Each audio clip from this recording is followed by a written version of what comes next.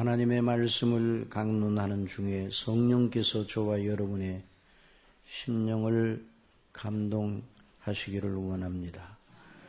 그래서 말씀을 잘 듣게 하시고 믿음으로 받아들이고 마음에 새겨서 실천에까지 옮겨지게 하시는 이런 놀라운 은혜를 베풀어 주시기를 간절히 바랍니다. 오늘 읽은 본문 말씀은 성경의 권위를 말할 때 반드시 인용되는 대목입니다. 성경의 권위, 조금 어려운 말일 수 있어요. 한번 따라해 봅시다. 성경의 권위. 예, 성경의 권위라는 말이 무슨 뜻인가?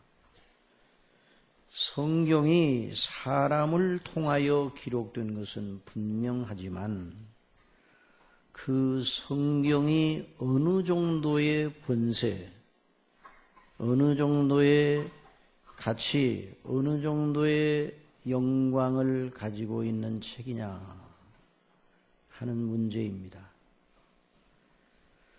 실로 이 성경의 권위 문제는 성경이 하나님의 말씀인가 아닌가의 이 문제는 인류 역사에 있어서 가장 큰 이슈입니다. 가장 큰 논란거리이기도 합니다. 올해는 종교개혁 500주년을 맞는 해입니다. 마틴 루터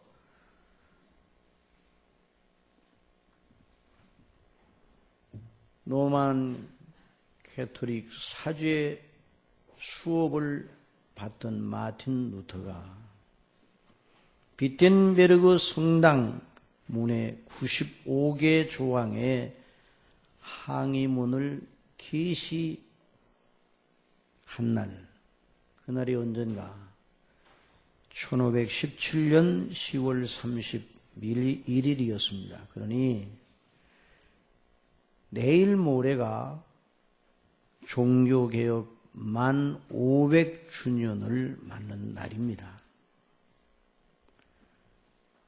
여러분이 종교개혁의 중심 가치는 무엇입니까? 인류의 역사 속에서 큰 사건들이 많았어요. 큰 사변들이 많았어요. 그런데 그 큰 사변들 중에는 사람들을 아주 못쓰게 하고 죽게 하고 파멸에 이르게 하는 그런 사건들이 너무나 많았습니다. 그러나 여러분, 인류 역사 속에 근대사 속에서 가장 크고 영광스럽고 위대한 사건이 무엇이냐? 이렇게 묻는다면 종교개혁이라 그렇게 말할 수 있습니다. 종교개혁의 중심 가치는 무엇이기에 그렇게 종교개혁이 위대한 사건인가? 성경의 권위를 바르게 알고 그리로 돌아가게 한 일이었기 때문입니다. 물론 이 일은 사람의 사상, 사람의 철학, 사람의 문화의식에서 나온 것이 절대로 아닙니다. 천지 만물을 지으시고 통치하시는, 그리고 심판하시고 구원하시는 창조주 우리 하나님 아버지와 주 예수 그리스도와 성령님 성삼위 하나님의 거룩하신 큰 일이었습니다. 하나님의 교회를 도로 찾으신, 사람의 휴머니즘, 인간의 이성, 그리고 중세교회 1000년 동안 성경과 철학을, 신앙과 철학을 조화시키려고 하던 이런 중세교회의 잘못된 시도, 그로 말미암아 나타난 말로 할 수 없는 큰 부패에서 당신의 피로 값주고 사신 교회를 도로 찾으신 일이 바로 종교개혁입니다. 그러므로 종교개혁 500주년을 맞는 우리가 다른 큰 외형적 행사는 안 하지만은 종교개혁의 진정한 의미가 무엇인가를 다시 한번 말씀을 통해서 살펴보면서 은혜를 받는 일은 매우 중요한 일입니다. 성경의 권위의 문제, 이것이 바로 종교개혁의 대주제였어요. 오늘도 마찬가지입니다. 종교개혁이 필요하다는 말이 들리고 있습니다. 또 어떤 이들은 제2의 종교개혁을 한다고 하면서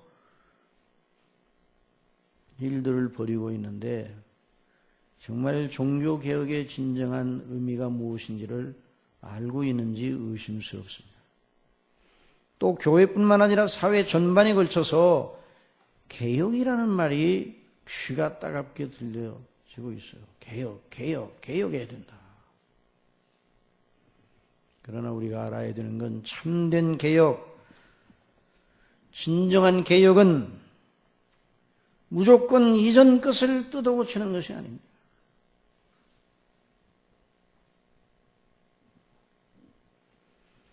진정한 개혁의 표준이 있어야 돼요. 그 표준이 정당해야 그 개혁이 정당한 것입니다. 개혁의 표준 자체가 틀려 있으면 그 개혁은 개혁이 아니라 개악, 나쁘게 고치는 거죠. 사랑하시는 성도 여러분, 종교개혁은 개악이 아니라 완전하고 절대적인 표준에 따라서 고쳐야 한다는 그런 기치 아래 진행된 거룩한 큰 사건이었어요. 우리 신앙과 행위의 절대적인 표준은 무엇인가? 하나님 앞에서 우리 모든 인생이 절대로 복종하고 따라야 하는 절대적인 권위는 그 표준은 무엇인가? 물론 하나님께 우리가 절대로 복종해야 됩니다. 천지를 창조하신 하나님께 절대 복종해야 합니다. 이것에 이의를 다는 사람은 그 사람이 잘못된 것입니다. 그런데 하나님께서 지금도 통치하시고 지금도 말씀하시고 지금도 당신의 일을 이루시는데 그 하나님을 경배하는 우리가 무엇을 표준 삼아 그렇게 하시는 하나님의 행사를 알 수 있는가? 어디에 표준을 삼아야 되는가? 아니, 하나님께서 당신의 영광을 나타내시는데 무엇으로 당신의 영광을 나타내시고 무엇을 보라고 사람들에게 말하고 말씀하고 계시는가? 하나님께서 지금도 말씀하시는데 어떻게 말씀하시는가?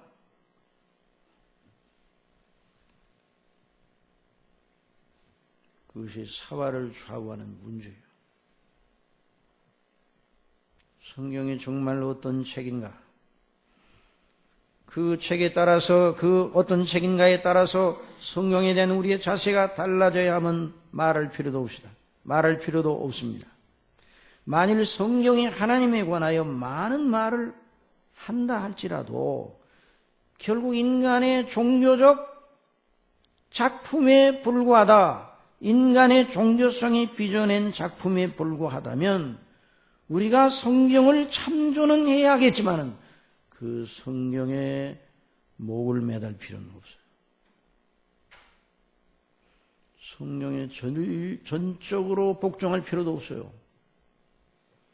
그러나 만일 성경이 사람에 의해서 기록은 되었지만 그걸 기록하도록 저자들을 사로잡아 감동하시고 주장하신 분이 하나님이시라면 성경을 기록한 저자의 사상이 성경에 있는 것이 아니라 그 저자들을 감동하신 하나님의 뜻과 의지와 그 목적과 그 행사가 거기 있다면 우리는 성경을 그냥 그 책으로 봐서는 안 되는 것입니다. 성경은 사람의 말이 아니라 하나님의 말씀입니다. 그러면 어떻게 해야 되겠어요? 성경이 말하는 바에 우리는 절대 복종해야 돼요. 우리 마음과 사상과 행동 전체를 그 성경에 맞춰야 돼요.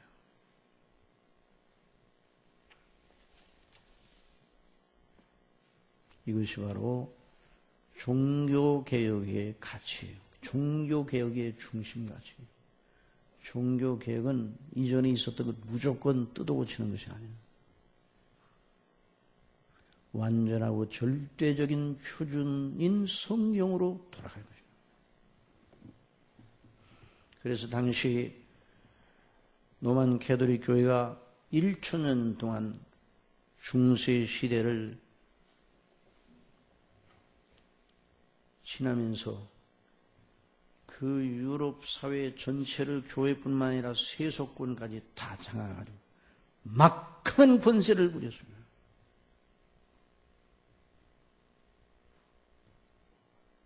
그런데 종교개혁의 놀라운 일로 말미암아 유럽 사회를 통제하던 기존의 질서와 그 권세가 다 전복되고 뿌리채 흔들리게 되었습니다.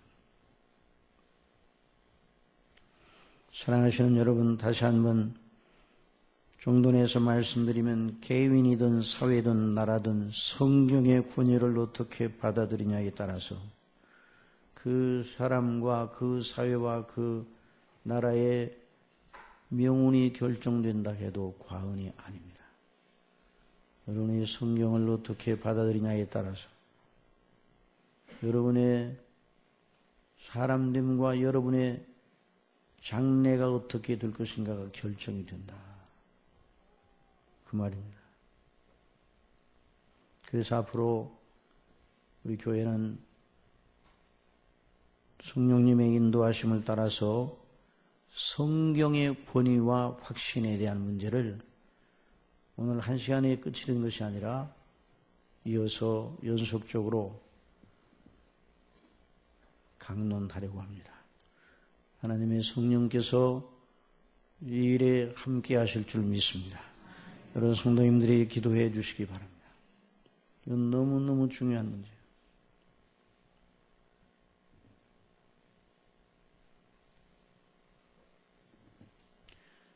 사도는 먼저 오늘 본문에서 성경의 권위를 확정적으로 말하고 있습니다.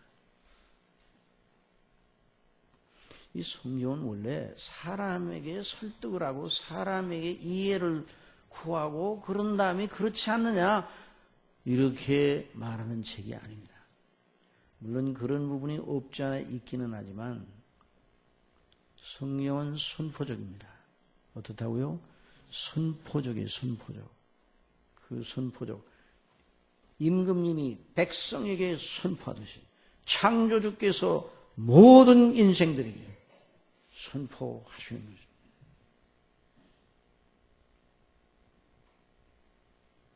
뭐라고 선포했는가? 모든 성경은 하나님의 감동으로 된 것으로. 한번 따라합시다. 모든 성경은 하나님의 감동으로 되었다.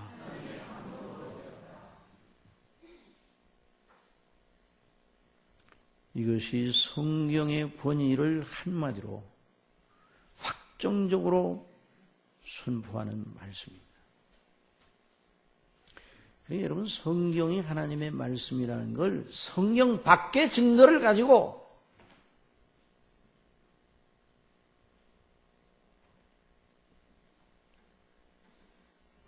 논증하려는 시도를 멈춰야 됩니다. 중세 1000년 동안 철학을 통해서 성경이 말하는 그 신앙의 정당성을 나름대로 변증해 보려고 애를 쓰고 조화시키려고 애를 쓰고 다 실패로 끝납니다.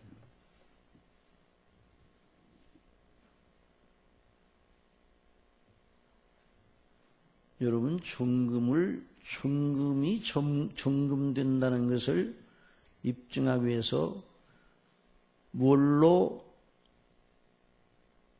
증거를 세워서 정금인가 아닌가를 알아내겠습니까?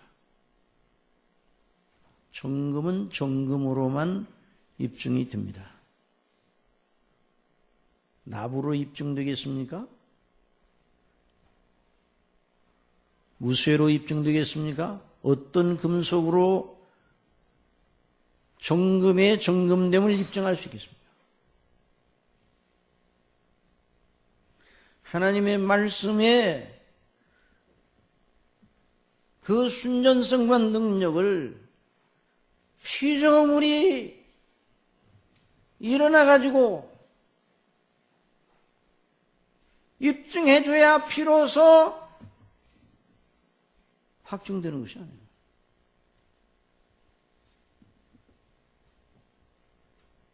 그래서 성경의 하나님의 말씀 됨의 권위를 성경 자체를 통해서 확증하셨습니다. 이것을 신학적으로 성경적 내증이라 이렇게 말합니다. 좀 어렵죠. 성경적 내증. 예, 좀 어려운 말인데 성경 자체가 증거하는 그것이 크고 놀라운 일인 것입니다. 그럼 여기 모든 성경은 하나님의 감동으로 되었다. 이 감동으로 되었다는 말은 무엇인가? 감동되었다 이 말은 원어적으로 하나님의 호흡으로 되었다는 거예요. 하나님의 호흡, 하나님의 입김, 하나님의 입김으로 이 책이 나온 것이에요. 하나님의 입김이 이 책에 서려 있습니다. 하나님의 호흡이, 생명의 호흡이 이 책 속에 나타납니다.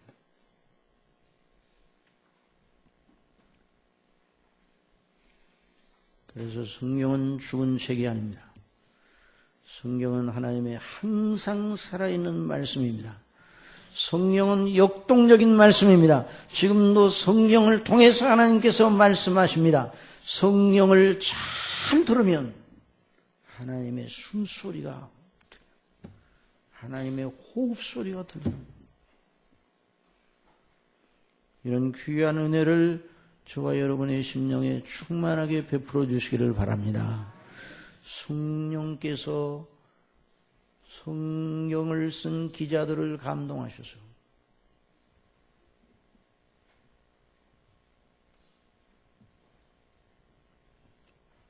이 말이 참말이라면 참말이죠. 그러면 성경은 사람의 책이 아니라 하나님의 책이요, 사람의 말이 아니라 하나님의 말씀입니다. 인간의 사상이 아니에요. 사도 바울이 이걸 썼는데 사도 바울의 철학에서 나온 말이 아니에요. 사도 바울이 스스로 연구하다가 깨우침에서 나온 말이 아니에요.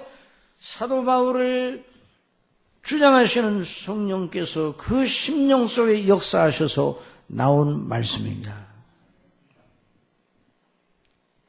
그래서 베드로전서의 베드로 사도도 베드로전서 1장 10절에 먼저 할 것은 성경의 모든 예언은 사사로이 불것이 아니니 예언은 언제든지 사람의 뜻으로 낸 것이 아니요 오직 성령의 감동하심을 받은 사람들이 하나님께 받아 말하는 것입니다. 누구에게서 받았다고요? 하나님께 받아 말하였어요. 누가 받았어요? 성령의 감동하심을 받은 모세와 선지자들이. 이것이 물론 신약 성경에도 그대로 적용이 됩니다. 여기서 모든 성경은 하나님의 감동으로 되었다는 이 디모데 후서 3장에 나오는 이 말씀을 기록할 당시 사도 바울이 바로 구약 성경을 생각하면서 성경만 사실이지만 이것이 바로 이 원리가 바로 신약의 사도들의 글을 통해서도 그대로 적용된다는 사실입니다. 모든 성경은 하나님의 감동으로 된 것으로 교훈과 책망과 바르게 함과 의로 교육케 하게 유익하니 이는 하나님의 사람으로 누구로요?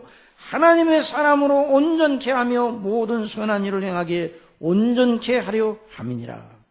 여러분, 하나님의 사람이 누구입니까? 이 말씀대로라면 성경을 하나님의 말씀으로 믿고 그 성경이 말하는 바에 절대 복종하고자 하는 사람입니다. 이게 하나님의 사람입니다. 여러분이 하나님의 사람입니까? 하나님의 사람은 성경으로 교훈을 받고 성경으로 책망을 받습니다. 성경으로 각성과 깨우침을 받는다는 말입니다. 성경이 말하는 바에 따라서 바르고 의로운 것이 무엇인가를 배워 확신하여 하나님이 인정하시는 선한 일을 행하는 사람, 그리하여 하나님이 기뻐하시는 사람으로 점점 더 자라 온전하게 되는 사람, 바로 그리스도의 형상을 본받아가는 사람이라는 말입니다. 여러분이 제게 이런 질문을 던졌습니다. 제가 거듭났는지 아닌지를 무엇으로 알 수 있나요? 제가 그래서 되물었습니다. 제가 묻겠는데 진정 의심 없이 창세기 1장 1절이 진실로 믿어지나요? 태초에 하나님이 천지를 창조하시니라, 이 말씀이 믿어지나요? 예, 그렇습니다. 귀하가 정말 그렇게 말씀하신 대로 정직하게 양심에 꺼림없이 정말 마음에 있는 믿음 그대로 대답하셨다면 거듭나신 것입니다.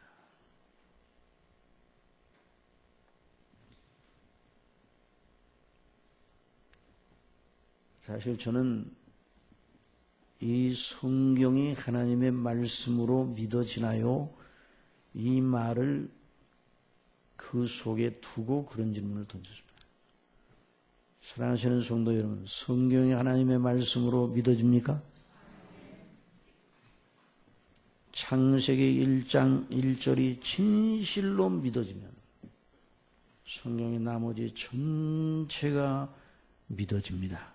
정말 그 말이 정말이라면, 창세기 1장 1절을 믿는다는 그 말이 정말이라면 나머지 모든 내용 전체가 믿어지게 되어 있습니다. 거듭난 사람만이 그런 믿음을 가질 수 있습니다. 그러면 이 말을 듣고 어떤 분이 이렇게 제게 말한다 합시다. 목사님, 성경 대부분을 받아들이겠는데요, 여전히 받기 어려운 부분이 성경이 많이 있습니다. 성경에 나오는 이적이나 표적 같은 것은 아무리 생각해도 제가 믿을 수가 없습니다. 예수님의 동정녀 탄생도 그렇고, 예수님께서 물 위로 걸어가셨다는 것도 그렇고, 보리떡 5개와 물고기 2마리로 5,000명을 배불리 먹이셨다는 것도, 그걸 그대로 사실로 받아들이기가 참 어려운데요. 죽은 지 나흘이 되어 냄새나는 나사로를 무덤에서 살아나게 하셨다는 등의 내용도 믿기가 거북합니다.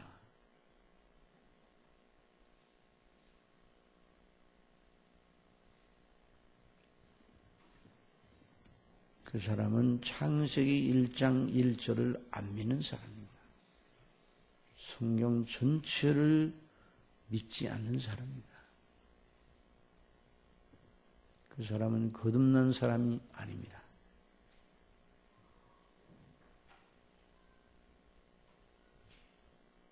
그리스도 밖에 있는 사람입니다. 그 사람은 나름대로 성경을 골라서 믿고 있다고 할지 모릅니다. 성경은 골라서 믿을 것이 아닙니다. 다 믿어야 합니다. 다 믿어야 합니다.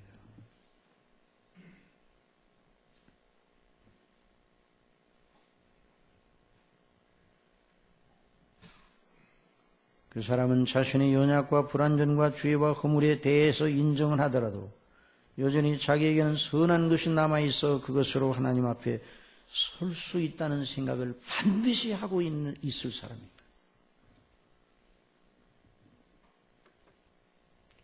성경에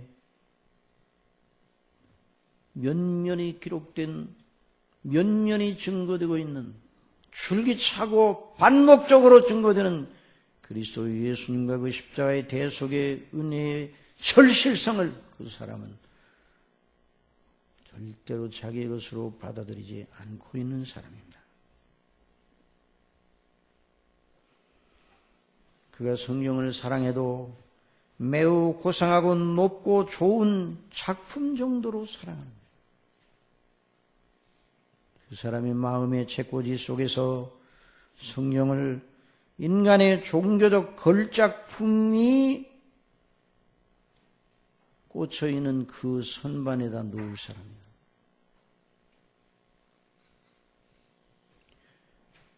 이런 말씀을 드리면 어떤 분은 마음속에 이런 의문이 일어날 수도 있습니다. 그러면 목사님, 우리가 성경을 읽을 때 잘 모르고 이해가 전혀 되지 못하는 부분이 아주 많은데 어떻게 성경 전체가 다 믿어지나요? 목사님은 정말 성경의 모든 부분을 다 훤하게 알고 이해하니까 믿는 것이 아닙니까?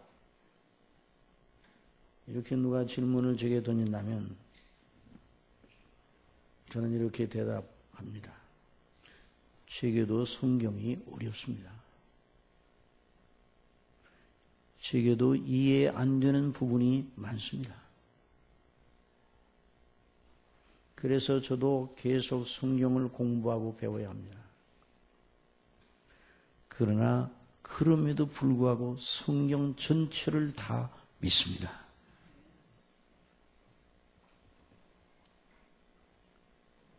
그럼 믿음과 이해하는 것과는 전혀 상관이 없는 건가요? 물론 믿음은 이해하는 문제를 도외시하고 무식한 것을 미덕으로 삼는 것은 절대 아닙니다.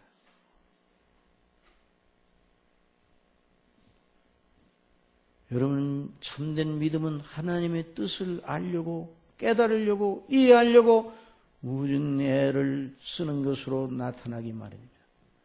그래서 시편 119편 기자가 주의 기이한 법을, 내 눈을 열어 주의 기이한 법을 보게 하여 주시옵소서. 제게 주의 기이한 법을 이해하는 총명을 주시옵소서. 그렇게 기도하는 것이죠. 그런 기도를 하시기 바랍니다. 믿는 자는 하나님의 뜻을 이해하려고 애를 쓰기 마련입니다. 그리고 믿음을 가지게 될 때 그냥 무작정적으로 믿으라고 하는 것도 아닙니다. 그러므로 믿음은 들음에서 나며 들음은 그리스도의 말씀으로 말미암느니라고 사도 바울을 통해서 말씀하셨습니다. 성령께서 그 사람으로 하여금 거듭나게 하실 때 반드시 성경에 기록된 말씀, 복음의 말씀을 전하는 전도자를 보내어 성경 복음의 말씀을 들려주게 하시고 그 복음의 말씀을 들을 때 그 심령 속에 역사하셔서 거듭나게 하시는 것입니다. 그래서 교회에서 하나님의 말씀이 강론될 때 거듭나게 하시는 하나님의 성령님의 역사가 있는 줄 믿으시기 바랍니다. 그래서 교회 밖에는 구원이 없는 것이죠. 하나님의 말씀이 강론되지 않는 곳에는 거듭남이 없는 것이요. 너희가 거듭난 것이 썩을 씨로 된 것이 아니요 썩지 아니할 씨로 된 것이니 하나님의 살아있는 항상 있는 말씀으로 되었느니라. 오직 주의 말씀은 세세토록 있도다 하였으니 너희에게 전한 복음이 곧 이 말씀입니다. 그러나 사랑하신 성도 여러분, 이해하는 것만큼 믿음을 가진다고 하면 안 됩니다. 이해하는 것만큼 나는 믿는다. 이건 틀린 공식이에요.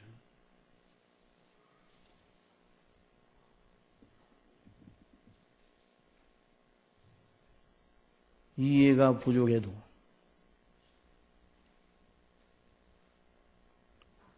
말씀을 들은 대로 믿으시기 바랍니다.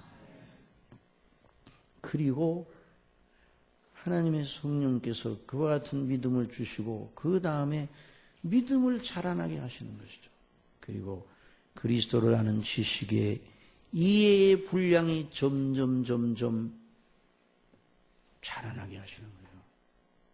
이게 하나님의 방식이에요. 여러분 제자들을 보시기 바랍니다. 예수님이 제자들 공생의 기간 동안 3년 반 동안 예수님을 따라다니면서 말씀을 들었던 그 제자들, 예수님을 온전하게 다 알고 난 다음에 예수님을 믿은 것이 아니에요. 예수님과 함께 생활하면서 예수님의 말씀을 들었습니다. 하시는 일을 보았습니다. 그럼에도 불구하고 예수님에 관하여 이해가 되지 않는 부분이 너무 많아서, 그래서 공생의 기간 동안 예수님의 말씀을 하시는데 그게 무슨 말씀인지 이해하지 못해 엉뚱하게 동문서답을 한 적이 한두 번이 아니었습니다. 그런데도 그들은 믿었습니다. 그들이 예수님을 따라다니면서 웬만큼 배운 뒤에 믿은 것이 아니라, 웬만큼 배운 다음에 믿은 것이 아니라 처음부터 믿었습니다. 이거 중요한 것이에요. 웬만큼 배운 다음에 믿은 것이 아니에요.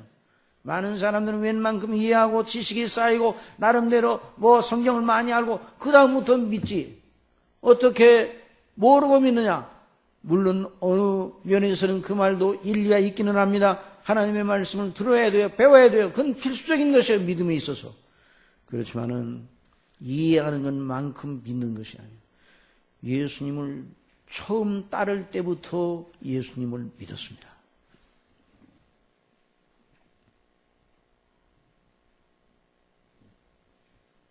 그리고 예수님을 계속 3년 반 동안 따라다니면서 또 예수님과 함께 생활하면서 예수님의 말씀을 듣고 행하시는 일을 보면서 예수님에 대한 처음 가졌던 믿음이 자라나죠.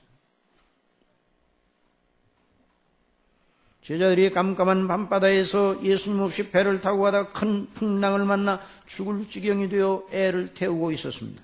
그때 예수님께서 물 위로 걸어 그들에게 오셨습니다. 처음에는 유령인 줄 알고 무서워했습니다. 그러나 예수님 안심하라, 내니 두려워 말라.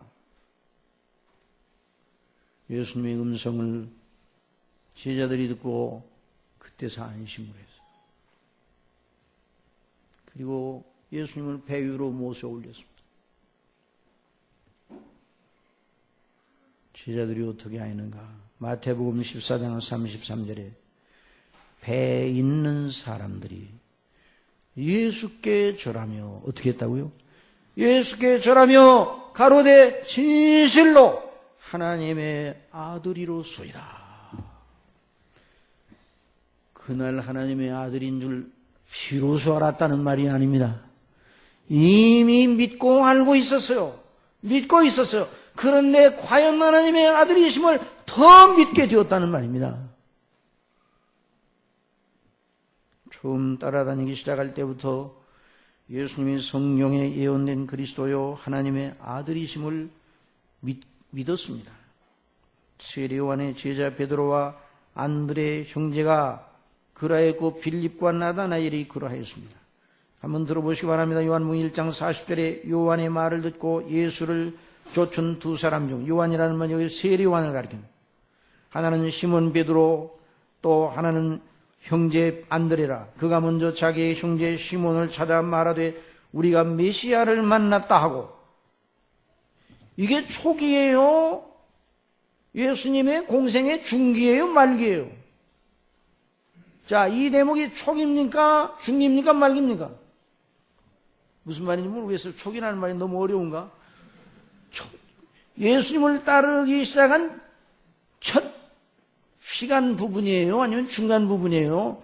예수님이 십자가에 못 박혀 죽으시려고 할 때예요. 첫 부분의 첫 부분, 처음 예수님을 따르기 시작하기 전에 있었던 일이에요. 세례 요한의 말을 듣고 예수를 쫓는 두 사람 중에 하나는 시몬 베드로의 형제 안드레라. 그가 먼저 자기의 형제 시몬을 찾아 말하되 우리가 메시아를 만났다. 누구를 만났다? 메시아를 만났다.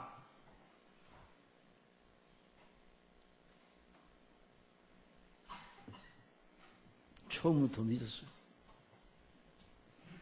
데리고 예수께로 오니 예수께서 보시고 가라사대 내가 요한의 아들 시몬이니 베드로를 향해서 장차 게바라 하리라 하시니 게바는 번역하면 베드로라. 이튿날 예수께서 갈릴리로 나가려 하시다가 빌립을 만나 이르시되 나를 좇으라 하시니. 빌립은 안드레와 베드로와 한 동네 베세대 사람이라. 그리고 빌립의 전도를 듣고 나다나엘이 예수님을 믿게 되었습니다. 그러니까 믿음은 인격을 연마한 뒤에 주어지는 열매가 아닙니다. 많은 분들이, 교회에 나오는 많은 분들이 인격 도야를 많이 하고 수양을 많이 하고 나서 믿음을 가지게 되는 것처럼 생각을 하는 거예요.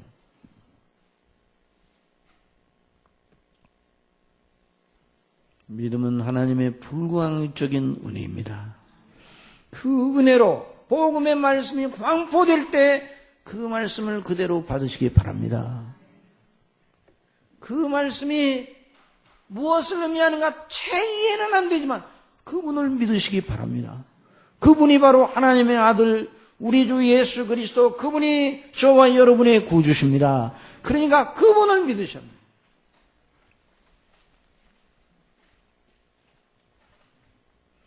그러니까 믿음은 하나님의 복음의 말씀을 들으면서 나며 거듭나게 하시는 성령님의 역사로 말미암아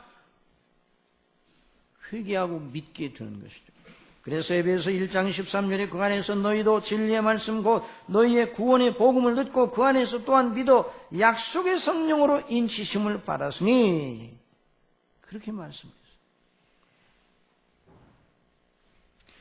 배우고 확신이 들 때까지 믿는 일을 미루는 것은 전혀 잘못된 방식이에요.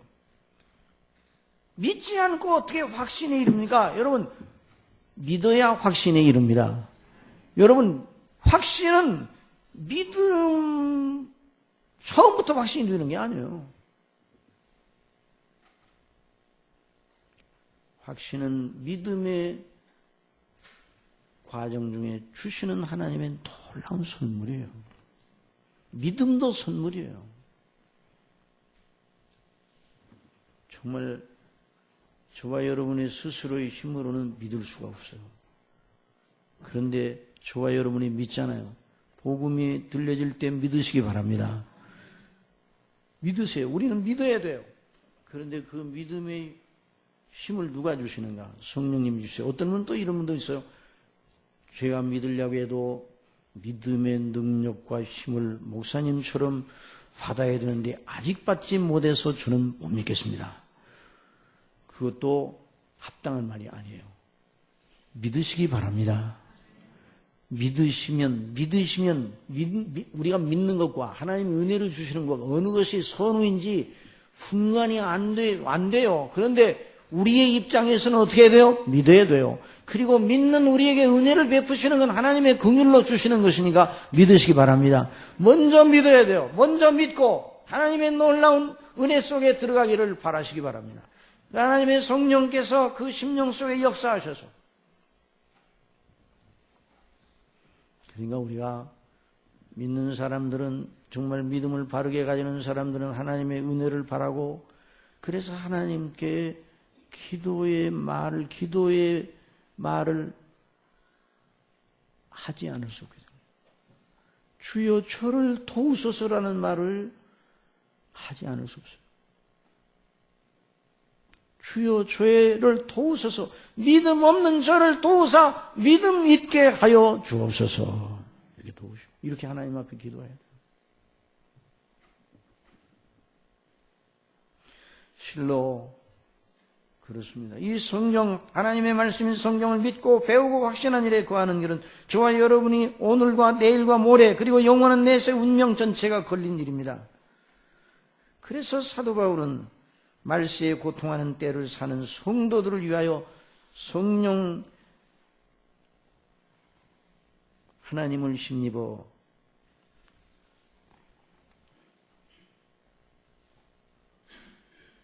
어떻게 말세를 살아가야 되느냐 하는 그 비법을 알려주신 거예요. 내가 이것을 알라 말세에 고통하는 때가 이르니, 여러분, 저와 여러분이 말세에 고통하는 때에 살고 있음을 아시기 바랍니다.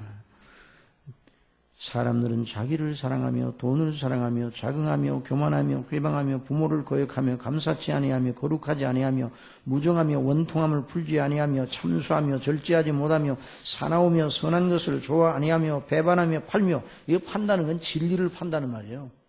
물건을 판다는 게 아니라. 조급하며 자고하며 쾌락을 사랑하기를 하나님 사랑하는 것보다 더하며 경건의 모양은 있으나 경건의 능력은 부인하는 자니 이 같은 자들이 네가 돌아서라. 그런 이 모든 특성이 다 합해져서 어떤 사회를 만드는가. 이 말세에 고통하는 시대의 사람들의 특성이 그런데 그들이 사는 사회의 특성은 무엇인가? 우리의 영적 환경의 특성은 무엇인가? 악한 사람들과 속이는 자들은 더욱 악하여져서 속이기도 하고 속기도 하나니.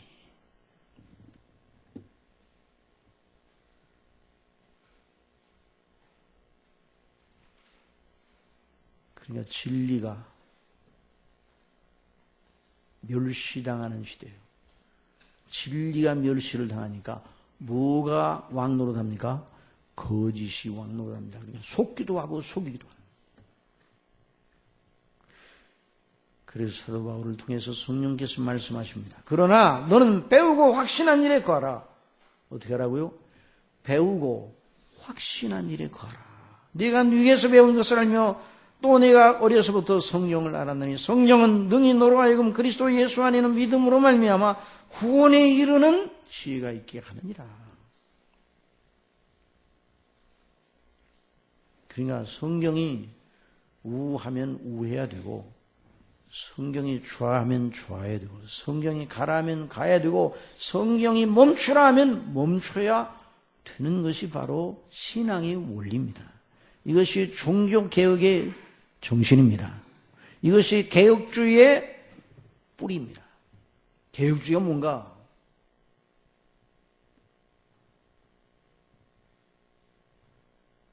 성경대로 하는 것이 개혁주의입니다.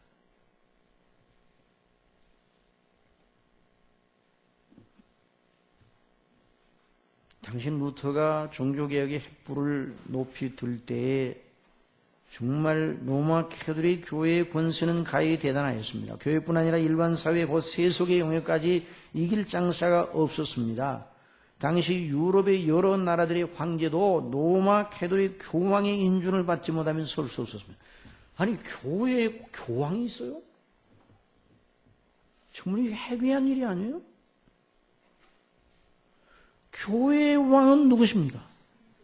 그리스도시요. 교회의 머리는 누굽니까? 그리스도시요. 어느 노예에서 목사 안수를 받는 어느 사람을 면접을 하면서 교회의 권세는 누구로부터 나옵니까? 물어봤습니다. 그러니까 아주 확신 있게 대답을 하였습니다. 총회장으로부터 나옵니다. 누구로부터 나온다고요? 그게 로만 캐톨릭 정신과 딱 일치가 됩니다. 아주 교권주의가 횡행하니까 이런 얘기가 생기는 거예요. 교회의 권세는 주님께로부터 나옵니다.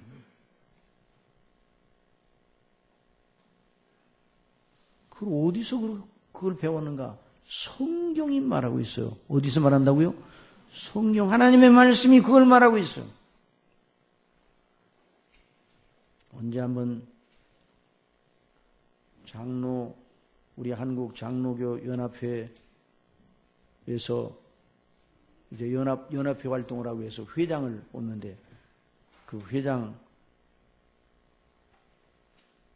역할을 어느 목사님이 감당해서 갔습니다. 그런데 어떤 분이 축사를 하다가 이런 얘기를 합니다. 축사를 하는데 이제 이 아무개 목사님은 한국교회 장로교회 수장이 되었습니다. 여러분 장로교회 수장은 누굽니까? 열불이. 장로교회 수장은 누굽니까? 장로교회는 장로의 교회입니까? 감리교회는 감리사의 교회입니까?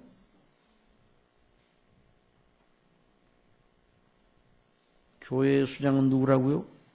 그리스도 우리 예수님이죠.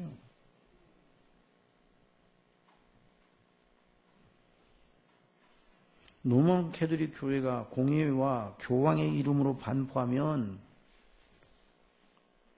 그것이 법이 되었고 진리처럼 여겨졌어요. 교황의 칙령은 가히 절대적이었습니다. 교황이 그런 권위를 주신 것이 주 예수님과 하나님이셨다는 거예요. 사도 베드로에게 예수님께서 말씀하셨다는 거예요. 또 내가 네게 이르노니 너는 베드로라. 내가 이 반석 위에 내 교회를 세우리니 음부의 권세가 이기지 못하리라. 내가 천국 열쇠를 네게 주리니 네가 땅에서 무엇이든지 매면 하늘에서도 매일 것이요 네가 땅에서 무엇이든지 풀면 하늘에서도 풀리리라. 누가 그 말을 들었다고요? 사도 베드로가 그 말을 들었기 때문에 사도 베드로는 교회 제1대 교황이라는 거죠.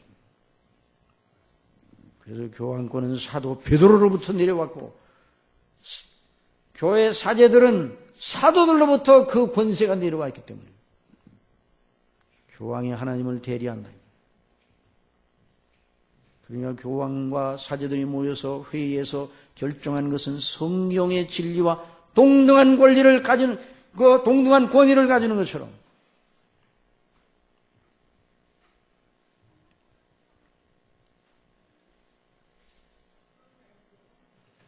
그래서 거기서 고해 성사, 죄를 사하는 권세가 누구에게 있는가?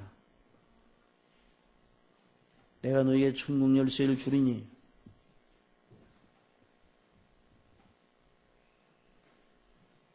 네가 땅에서 매면 하늘에서도 매일 것이요 땅에서 풀면 하늘에서 풀리라. 그러니까 사람에 대한 죄, 사유에 대한 권세를 베드로에게 주셨던 것처럼 교회 사제들에게도 주었다. 이런 말도 안 되는 소리. 거기 천국 열쇠라는 건 복음과 교회에 주신 그 교회의 권세를 말하는 것이지.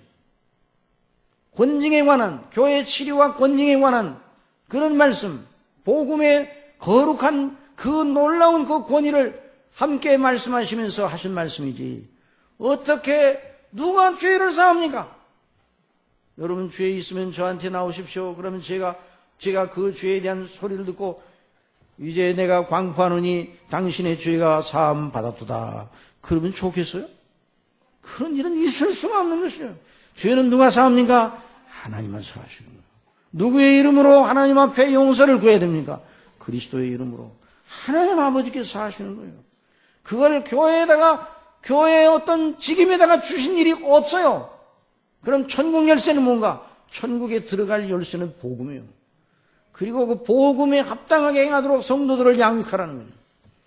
그리고 교회에 권세를 주셔서 교회에서 복음에 합당치 못하게 교회 안에서 행하는 사람들 권징하라는 거예요. 권징은 주님의 이름으로 권징하면 땅에서 이루어졌지만 하나님께서 그 권징에 함께 해주시겠다는 그런 말씀이지.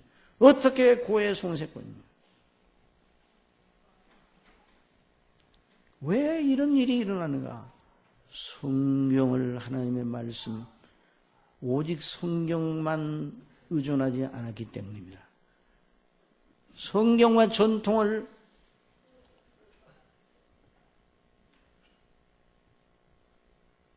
동등선상에 주면 안 되는 것이죠. 성경의 권위와 인간의 어떤 회의의 권위와 동등할 수가 없어요.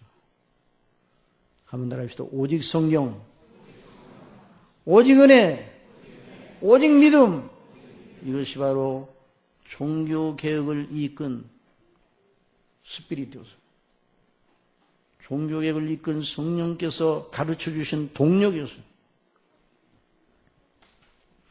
그러니까 성경으로 돌아가야 된다. 성경이 말하는 대로만 믿고 행해야 된다. 성경은 인간의 작품이 아니고 오직 하나님의 감동으로 된 하나님의 말씀 자체이다. 그래서 누터나 칼빈이나 이와 같은 종교개혁자들이 독특한 성민학 기질에서 나오는 것이 아니라 하나님의 성령님으로부터 나온 것이에요. 그러니까 오늘도 저와 여러분이 성경이 뭘 말하느냐를 배워야 돼요. 성경이 뭘 말하느냐가 중요한 것이에요. 여러분 믿습니까? 여기 설교자가 성경이 뭘 말하느냐를 설교해야 돼요. 설교자들은. 지난 금요일에도 말씀드렸지만 어느 교회 20대 믿지 아니하는 청년이 어느 교회에 참석하게 되었습니다. 그런데 설교자도 성경을 안 가르치는데 얼마나 재미있는지 몰라.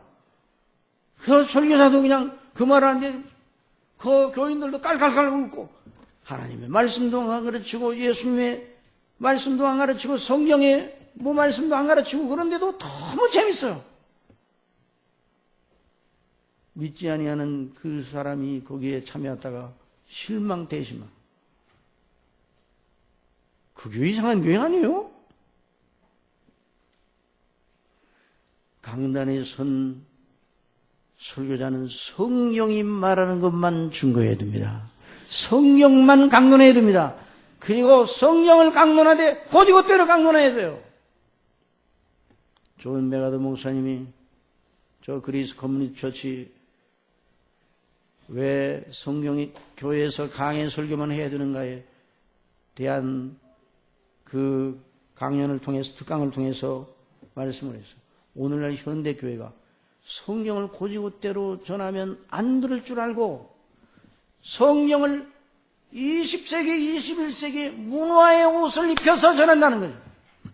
그러면 사람들이 그걸 잘 듣는 것 같지만 그것은 성경은 없고 문화만 남게 되는 나쁜 데로 가는 수순이라고 말했습니다.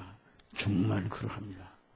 여러분 성경이 무엇을 말하는가를 듣기를 원하시기 바랍니다. 여러분 우리 중심교회는 성경이 뭘 말하는 것만 위에서 설교자가 서서 말하는 거예요.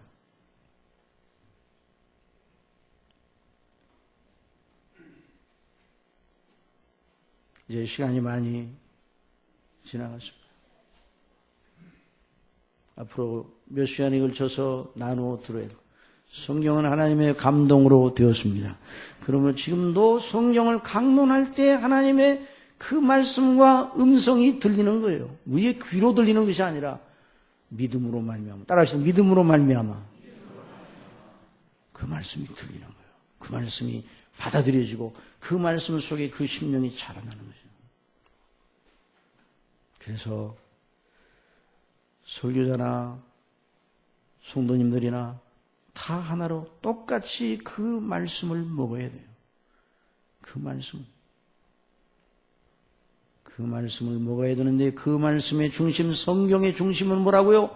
이제 시간이 많이 들어간 그것만 알고 이제 마치려면 성경의 중심은 뭐예요? 성경을 배울 때 언제나 성경의 중심은 무엇인가? 15절 다 같이 읽어봅시다. 시작. 내가 어려서부터 성경을 알았나니 성경은 능히 너로 하여금 그리스도 예수 안에는 믿음으로 말미암아 구원에 이르는 지혜가 있게 하느니라. 이것이 바로 성경의 키예요. 키. 어느 부분 어느 구약이나 신약이나 어디를 강론하더라도 결론은 그리스도 예수님을 믿음으로 말미암아 구원을 받는 그 놀라운 진리가 드러나야 돼요. 그걸 배우기를 원해야 돼요. 그 안에 서기를 바라야 됩니다. 설교자도 회중도 그 가치를 목숨을 다해 지켜야 돼요.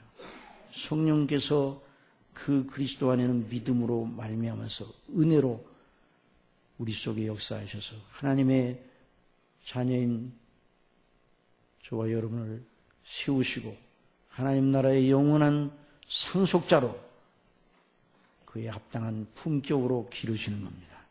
이런 거룩한 역사가 넘치기를 바랍니다. 기도하겠습니다. 사랑하시는 아버지 하나님, 저희들에게 성령을 주신 그 은혜와 그 사랑을 무엇으로 다 보답하오리요. 성경을 통해 우리 주 예수 그리스도를 믿음으로 말미암아 지옥에 가지 않고 영원한 아버지의 집, 아버지의 나라의 상속자로 저희들을 불러주신 그 은혜 너무나도 놀랍고 너무나도 감사합니다. 이제까지 하나님의 말씀인 성경을 더 사랑하고 더 듣고 더 읽고 더 묵상하지 못한 이 모든 잘못을 용서하여 주시고 더 성경을 사랑하고 복종하게 하여 주옵소서. 성경을 늘 묵상하게 하여 주옵소서. 성경을 배우고 확신한 일에 거하게 하여 주시옵소서. 그래서 우리 사랑하시는 모든 성도님들이 어린아이로부터 노년에 이르기까지 하나님의 말씀인 성경에 의존하여 다른 모든 교훈과 풍조에 휘둘리지 아니하고 하나님의 거룩하신 부르심에 따라 아버지의 집을 향하여 분명한 순례길을 가는 장사들이 될 수 있도록 성령님 주장하여 주옵소서. 예수님의 이름으로 기도드리옵나이다.